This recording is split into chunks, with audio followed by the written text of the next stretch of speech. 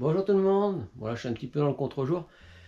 Alors aujourd'hui, et peut-être sur 2 jours là, mais ça allait assez vite là, j'ai commencé là. Je m'attaque à la pose à la pose des plaintes.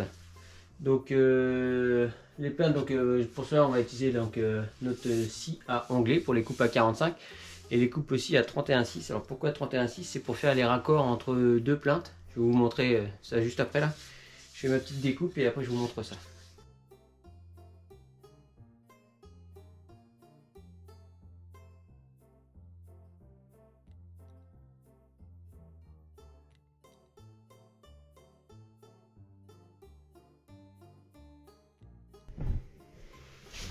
Alors, que je vous explique, voilà, donc là j'ai mis ma plainte en boule, hop, et bien jusqu'ici, et au lieu de repartir en version 3, et ben nous on a fait un petit angle à 31 degrés 6. Alors pourquoi 31 degrés 6? Tout simplement parce que la scie anglais de mon frère, là, elle a une butée à 31,6, donc ça évite de chaque fois de régler fin, au moins en se met en butée, normalement on est bon. Et ensuite, donc, voilà, je vais mettre ma plainte, hop, voilà, tac. Voilà, comme ça après on n'aura plus qu'à recoller. Voilà. Et on viendra faire un petit joint. Un petit coup de peinture là. Et comme ça visuellement, bah, avec un petit coup de. De joint. Et là, visuellement on voit pas le blanc derrière parce que derrière bah, c'est la plainte. Voilà. Et le raccordement il sera plus propre, on va dire. Voilà. Voilà comment nous on a décidé de faire. Bon ensuite dans les angles après hein, c'est du 40 degrés forcément, ça vous en doutez. Voilà, donc là j'en ai mis une. Voilà, c'est bien. On voit déjà que la scie anglais de mon frère elle est propre. C'est déjà une bonne chose parce que suivant les scies en anglais, vous n'aurez pas la même. Ça sera pas forcément aussi propre parce que quand vous allez en bas prix, normalement les références des scies anglais, il y a un chiffre énorme, tout ça et tout. Et puis des fois, suivant le. Pourquoi entre deux machines qui ressemblent exactement à la même chose, il y a une référence qui est un petit peu différente et que l'autre vaut 50 balles de plus ou 100 balles de plus ou 300 balles de plus. Tout simplement parce que en fait, ça va jouer vraiment à la précision en degrés. Donc des fois, ça va être des machines, ça va être plus ou moins précis, je sais pas, à 0,5 degrés. J'exagère en tête.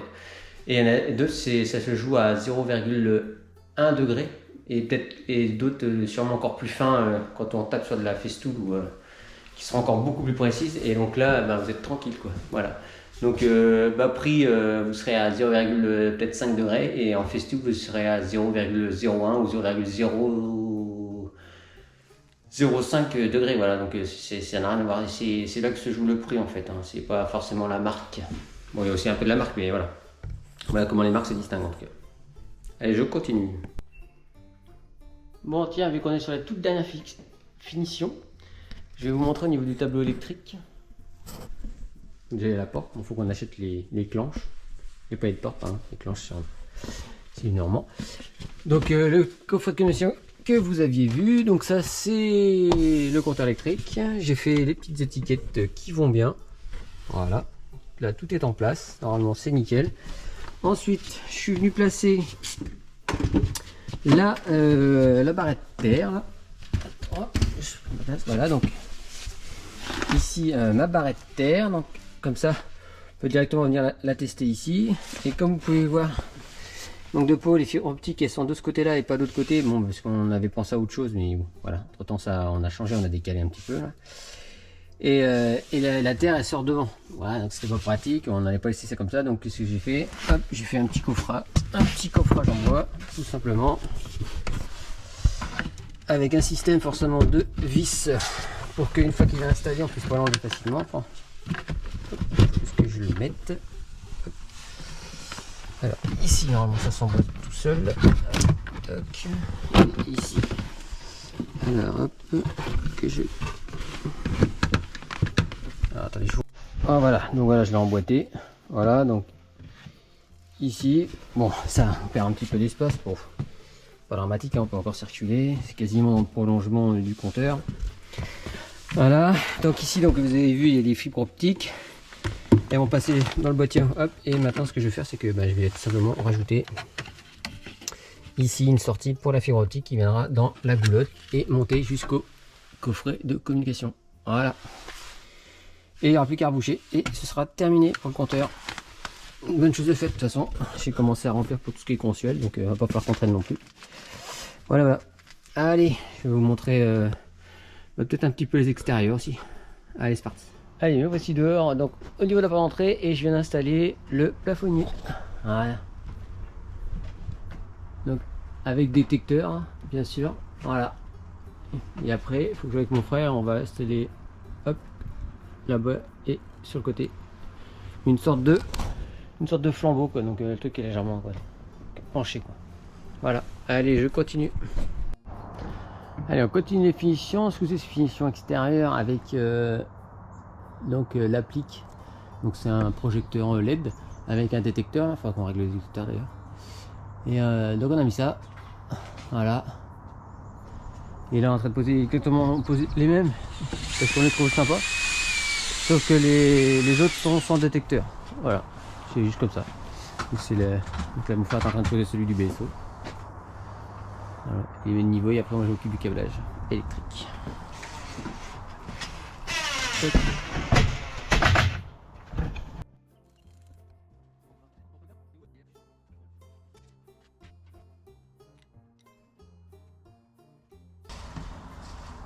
Alors, ce qui est très pratique aussi, c'est qu'il nous donne des...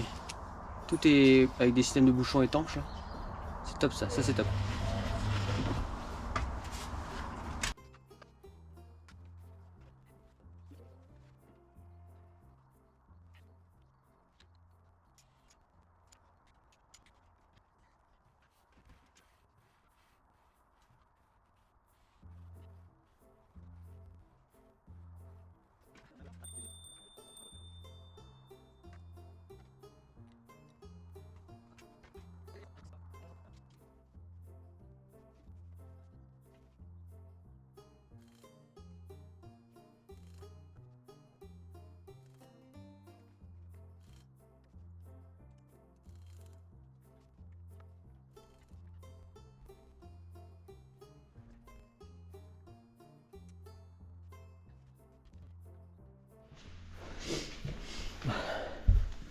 Bon allez, je suis à toute fin, là, je suis en train de poser mes plaintes, donc je les ai toutes posées à blanc.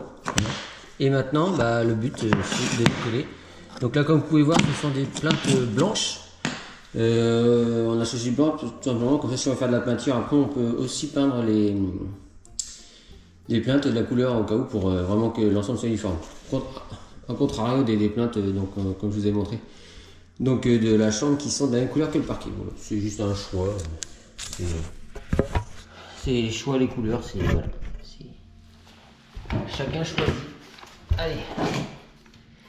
Alors moi j'avais choisi ça aussi, le blanc, parce que l'avantage, c'est surtout dans les pièces de vie, c'est que ça se confond avec le mur. Bah, s'il est blanc, bien sûr. Bah, après s'il est bleu, et bleu, ça fait pareil.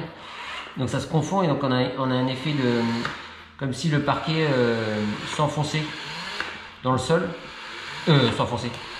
Continuer sous la plainte, ce qui fait qu'on a plus un effet de profondeur et ça ne vient pas s'arrêter. L'œil n'est pas stoppé par la plainte. Dans les chambres, on va dire que c'est du cocooning, donc c'est pas plus mal, je pense que l'œil s'arrête à ce niveau-là. Voilà. Ça fait une dénutation. Dans la pièce de vie, le but c'est d'avoir un effet de profondeur. Je vous montrerai ça tout à l'heure quand c'est fini.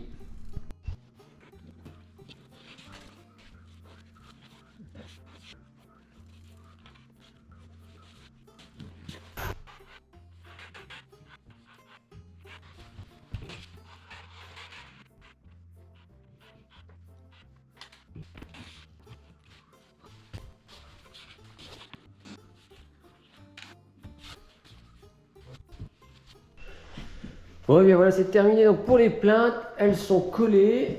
Donc je sais pas si vous vous rendez compte, voilà, c'est vraiment le parquet qui vient dessous. Donc visuellement, en fait, l'œil s'arrête pas. On a l'impression que le parquet prolonge sous la plainte, voilà. Donc bon, ça c'est ce qu'on m'avait conseillé. C'était un spécialiste de tout ce qui est pose de parquet et plainte là, qui nous avait conseillé de faire ça, voilà. Donc de prendre des blancs pour la pièce de vie, voilà. Donc là maintenant, je vais attendre que ça sèche et je ferai les joints. Voilà. Allez. Bon, pour vous, c'est maintenant. Bon, et bien voilà, c'est terminé. J'ai fini de faire les joints blancs. Voilà, je vous montre rapidement. Donc voilà, sur le dessus là. Comme ça, on voit vraiment que ça fait.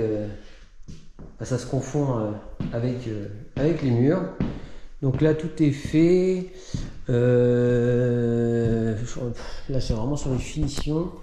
Je pense que donc la prochaine fois, donc je vais remettre une couche de blanc quand même ici parce que j'avais modifié, remis un petit peu d'enduit plate sur les vis parce que je trouvais qu'on voyait un petit peu, c'est du détail. Il y avait là-bas aussi, là, faut que je remette un petit peu de peinture parce que ça avait légèrement, c'est la seule petite fissure qu'on avait vue. Donc ça, esthétiquement, ça ne me plaisait pas, donc on l'a corrigé. Donc là, maintenant, il faut que je remette un coup de peinture. Donc ça c'est fait. Une des prochaines étapes, ce sera le dressing. Donc mon frère il m'a filé 2 caissons qu'il avait. Et donc là on va créer un dressing. Donc ce qu'on va faire, c'est qu'on va créer tout un contour. Donc avec du mélaminé. Donc profondeur 60 pour faire comme une sorte de cadre. Donc ça, ça sera la prochaine fois, je vous montrerai tout ça. Là. On a bien avancé. On a également, on va poser, hop, donc ce sera tout ce qui est lavabo là-bas. Et également, ce sera ici, là-bas. Donc j'ai tout ce qui est PVC en attente, avec des raccords et tout ça. Donc on va faire tout ce qui est tuyauterie en partie basse. Et voilà. Et après ça, ce sera, avec la plomberie, ça sera terminé. J'avais fait un essai de la VMC, donc ça fonctionne. Avec la batterie chauffante, ça fonctionne, donc c'est nickel. Et après, on attaquera les extérieurs. Bon, ça sera. Et là, j'y vais doucement parce que je suis tout seul maintenant. Mon frère s'est blessé, donc indisponible jusqu'à la fin, on va dire. Voilà. Bon, allez, on va arrêter sur cette vidéo parce que sinon elle risque d'être un peu longue.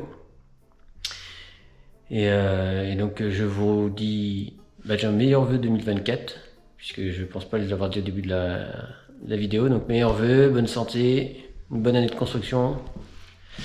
N'hésitez pas à mettre des commentaires, à poser des questions, si vous en avez, on y répond, il n'y a pas de problème. Donc jusqu'à la fin on répondra à tout et même au-delà, on commence aussi à préparer tout ce qui est le coût de la construction. Et surtout le dossier pour la certification maison passive, voilà. Ça, on vous montrera également. Et si vous avez des questions pour remplir votre dossier, faudra pas hésiter. Hein. Maintenant, on est rodé là-dessus. Voilà. Allez, sur ce, je vous dis à la prochaine. Kenavo, bonjour.